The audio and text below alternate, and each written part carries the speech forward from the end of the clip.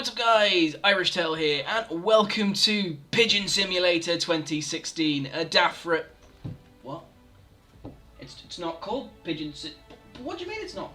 That's everyone on about for 2 weeks about the fucking pigeons. Is it not to do with pigeons? Battlefield, but everyone went on about, I know they're rats with wings, but fucking hell, everyone went on about it like it was the main thing. Alright. And welcome to Battlefield 1, a Daft review. So, what's about if you've been living under a rock? Well, essentially, Battlefield 1 is all about the World War I experience presented to us by DICE. So for those of you guys that don't know, World War I was fought over the trenches, where people would sit in trenches for months and months and months, trying to avoid rifle fire, until that moment they could rush over the top. And quite frankly, the multiplayer isn't much different with the amount of fucking snipers. They might as well have called it Sniper Simulator, because anything else is just worthless. Anyway, so the Battlefield 1 series is divided up into the reason you buy it and the extra stuff they add on. So let's talk about the reason you buy it. The single player campaign, as if it really was why anyone bought the game. Now, the single player campaign follows 5 really interesting stories. So, you know, the campaign was a lot of fun. It takes you a couple of hours to do each set of missions for each person.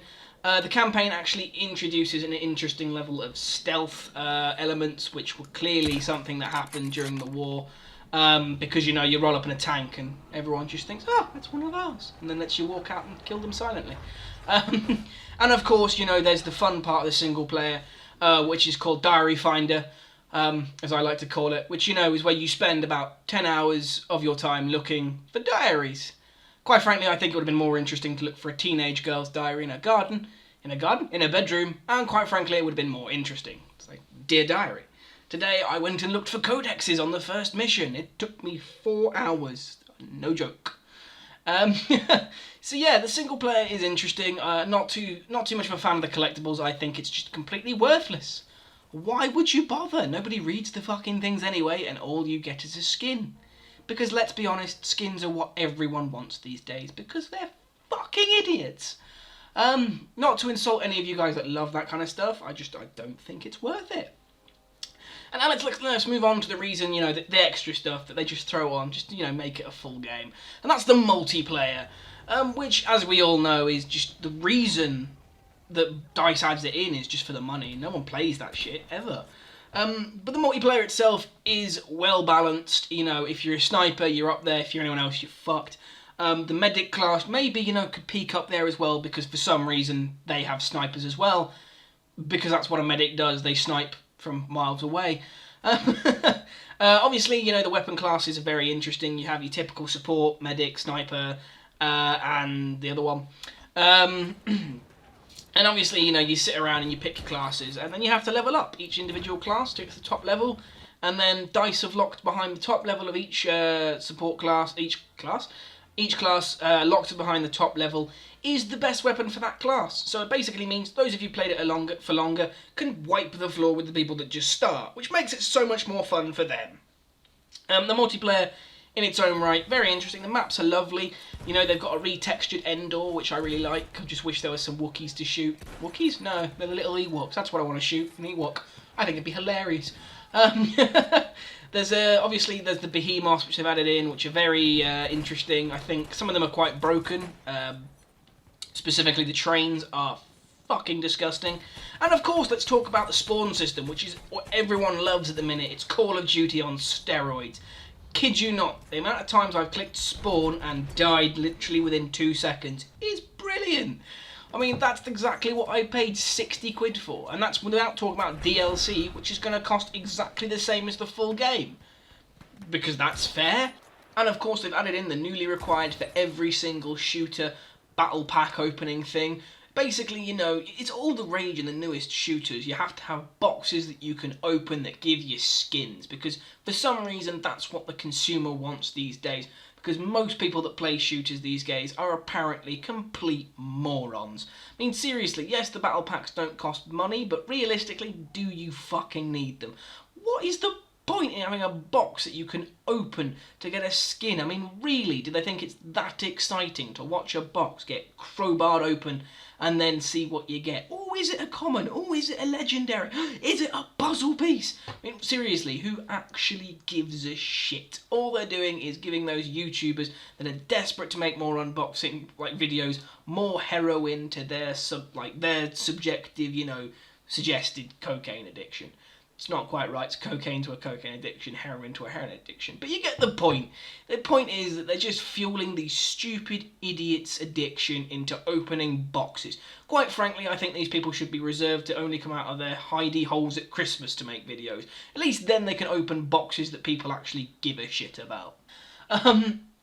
In honesty, I know, talking about it in joke form, the campaign is amazing. If you enjoy the sort of, Call of Duty style thing, you're not going to enjoy this. It's very tactical. It's they've taken away from the big-scale battles with lots of people, and it seems to be these individual sort of, you follow one person kind of stories, which makes it a lot more personal and a lot more enjoyable. I found that I wasn't so much more, disenfranchised from each character. I got to like them and know them, sort of get behind their character, and I enjoyed that. That was good. The campaign, definitely worth playing if you're into that kind of thing. There's some stealth elements to it if you want to make it a stealth game, which I really like. The fact you didn't get funneled into one method of play.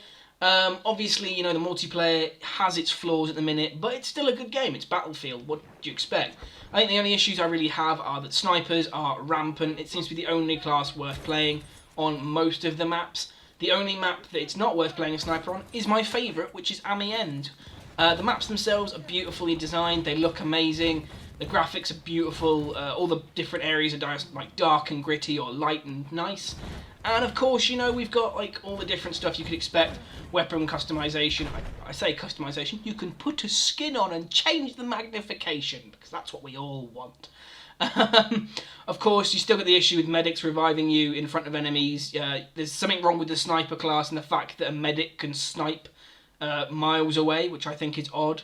And there's the new sweet spot mechanic, which is an interesting addition. It means, obviously, if you get a body shot from a certain distance away, it's a one-hit kill regardless, which was an interesting idea. I like it and I don't like it at the same time. But overall, it's a nice little game. It's a good bit of fun. If you enjoy Battlefield, you will enjoy Battlefield 1. It's definitely the type of game to play. Most people who've played it have really enjoyed it. I don't really know anyone who didn't enjoy it. But obviously I haven't really asked a load of people, just a couple of friends. But other than that, yeah, it's definitely worth playing. Obviously the new map's going to be coming out. They're going to be introducing free content as well as the DLC content.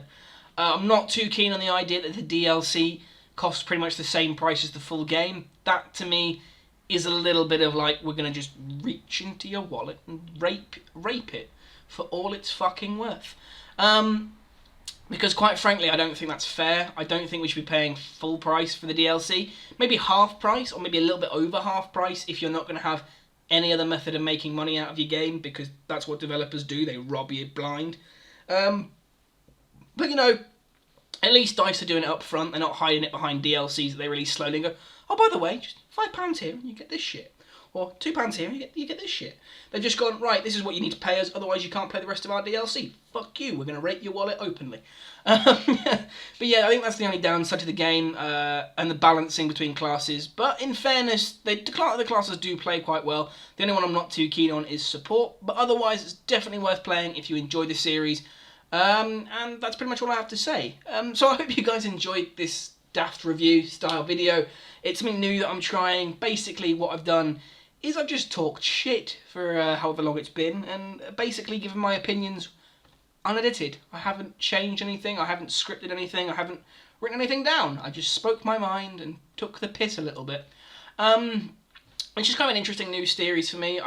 If you guys like the idea of this series and like the way it's gone with this video, let me know in the comments below, and let me know your thoughts on Battlefield 1. Are you enjoying it? Are you hating it? Do you think it's amazing? Do you agree with having your wallet raped? But no, honestly, let me know your thoughts on the game below. It's interesting to see what other people think. I like it, but some people might not. And if you enjoyed the video, obviously give me a thumbs up. If you didn't, give it a thumbs down. If you want to see more videos like this, don't forget to let me know in the comments below. I can't read your minds. And subscribe for more review and game content coming soon. Thanks for watching, guys, and I'll see you in the next one.